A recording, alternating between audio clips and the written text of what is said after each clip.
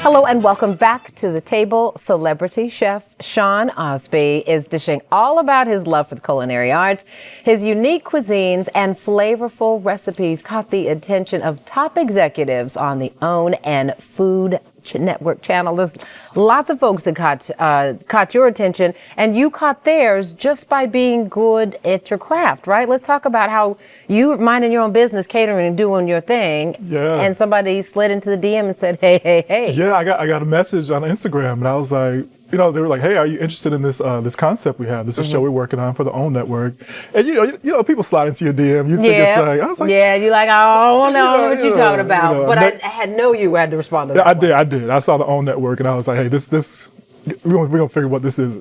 So let me ask you this: what was your first move? Because that's big to get that kind of contact, right? What was your first move to prepare, even for engaging with the? So after I left Las Vegas, I moved to Atlanta. And I took a job at Georgia Tech Hotel and Conference Center, and it was a great job. I was their banquet chef.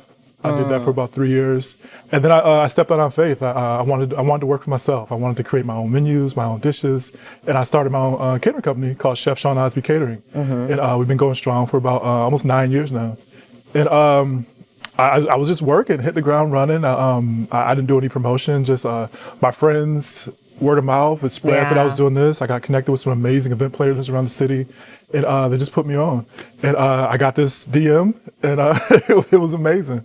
And I got this amazing opportunity to work on the OWN network. So you jumped on it. What was that experience like, though? Because we all know, well, I'm acting like I cook on TV. Everybody knows I don't. But I have heard, obviously, cooking for a television show is very different from the authentic organic chef experience, right? Taking your time and doing things as opposed to doing things for production. What was that transition like for you? So it was easy for me because I actually was cooking. We were at a bed and breakfast in the Poconos, and I was actually cooking for guests. And it was like I was right at home. Yeah. I did breakfast, lunch, and dinner for some amazing guests that came in, and they just happened to film it. I was able to shine and cook some great food and meet some amazing people. So, that worked out really. It was a perfect fit for me. Tell me what you learned about yourself in that process, because everything sounds like this was just a very natural, progression for you. But everybody knows it too. There are always some things that we're, dealing with, the struggles.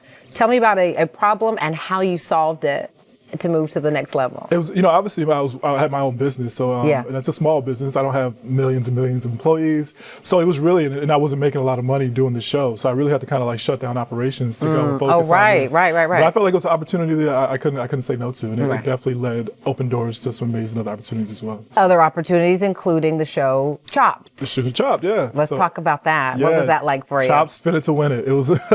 It was a tough feat. You got 20 minutes to cook these quick fire. You don't know what's in this basket. Yeah. You just open it up and they're like, go. And it's rough. I got eliminated the first round. What do you think it was? I mean, because you're used to having to cook for guests pretty quickly. Yeah. What do you think? What did you learn about yourself in that particular experience?